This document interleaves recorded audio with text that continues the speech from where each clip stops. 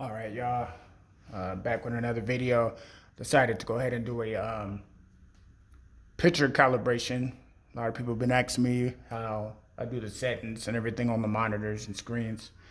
So regardless if it's the older CRTs or the new flat screen HD TVs, I usually go through the same process and do picture calibration.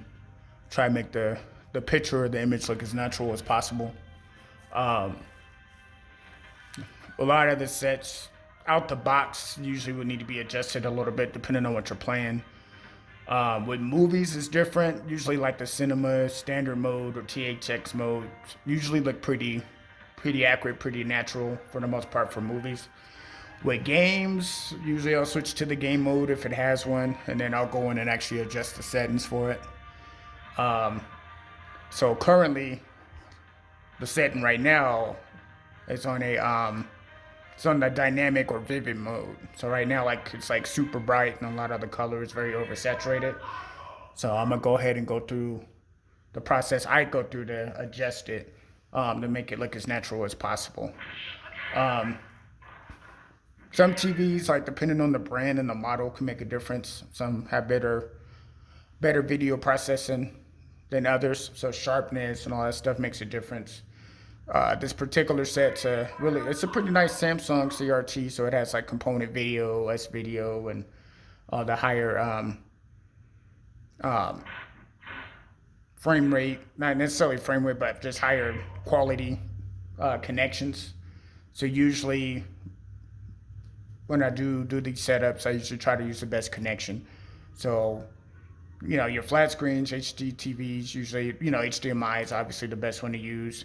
With the CRTs, I usually will use, if it's available, VGA is usually the best. And then from there, component video, which is like the red, blue, green cables with the separate white and red audio cable. And then the next phase would be the S video. So S video, it's really solid too. It's like just a slight step beneath component video. I try not to use composite if I can help it, unless it just doesn't have the other connections. But yeah, usually at minimum, I try to use S video. So this particular game or setup I have connected via S video. And so right now it's on dynamic mode. And so I'm gonna show you the difference between what it looks like adjusted versus without it. So dynamic mode. So I already have the settings set already, but this is the mode I usually will have it set. So this looks way more natural. It's not as bright. The colors still pop. The black levels are good, and the image is still somewhat bright. Versus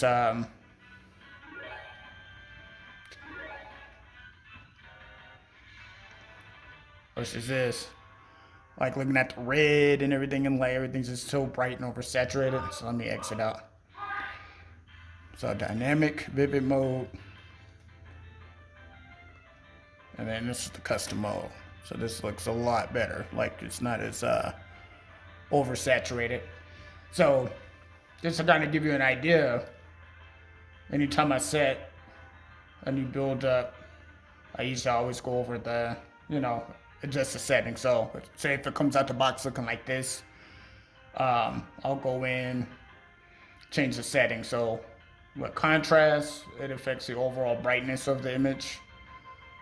Brightness controls more of your darker areas and shadows. I know it's kind of counterintuitive. Sharpness has to do more with the edges, so I usually turn this down because you don't want it looking artificial. And then the color obviously affects the color. So I'm gonna start with the contrast. Usually I'll turn that down quite a little bit and drop this down at 90. Brightness, let's see. I'll put about right there. Sharpness I just turned down because that doesn't really. The less processing on that, the better. The more natural this picture will look. And then do color. So color, I usually gauge this based off the flesh tone. So like for instance, looking like at Ryu's arm and his feet, the red on Ken, I look at that. I try to make sure that's not oversaturated.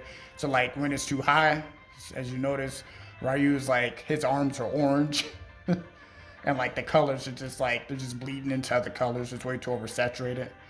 So I usually try to turn that down and make it look as natural as possible. You don't want it, now with this, you don't want to make it too low either, because then eventually you don't have no color. You don't want it looking like this neither, which is just black and white. But for this particular game, since it's more animated, I would say maybe about right here looks pretty good. It looks as natural. So like looking at Ryu, his arms actually look, that looks more of a natural color. You can still see the red in the gloves and the red on Ken. And even looking at all the background content, like the background sky and everything, it looks a lot more natural. It's not all oversaturated. It actually looks like nighttime. And then tint, you can usually leave alone. Usually that's pretty natural. I mean, really pretty balanced. I don't really touch that. Color tone, which is like your temperature, I usually set that to normal. Because when it's cool, it kind of adds like a bluish tint to it. Warm adds more of a reddish tint. And so I usually try to use normal for the most part. And then, because it's like a good balance between the two. And then, let me adjust that a little bit more. Yeah, so for this particular set, like this range, this looks pretty natural. And a lot of this could be subjective. Depending on the kind of room you're in, how bright it is, all that can make a difference with how you would adjust the lighting, the contrast and brightness and everything. This room that I have these machines in is usually pretty dark, so I usually will have these kind of settings. So usually I'll go through these steps with each setup. Like I said, regardless if it's the flat screens or these or the HDTVs versus these older CRTs, it's like the same kind of process. Only difference is the newer flat screens usually have a backlight setting. So you just kind of have to tinker around with it a little bit to see what looks best for you. But the goal is to make it look as natural as possible.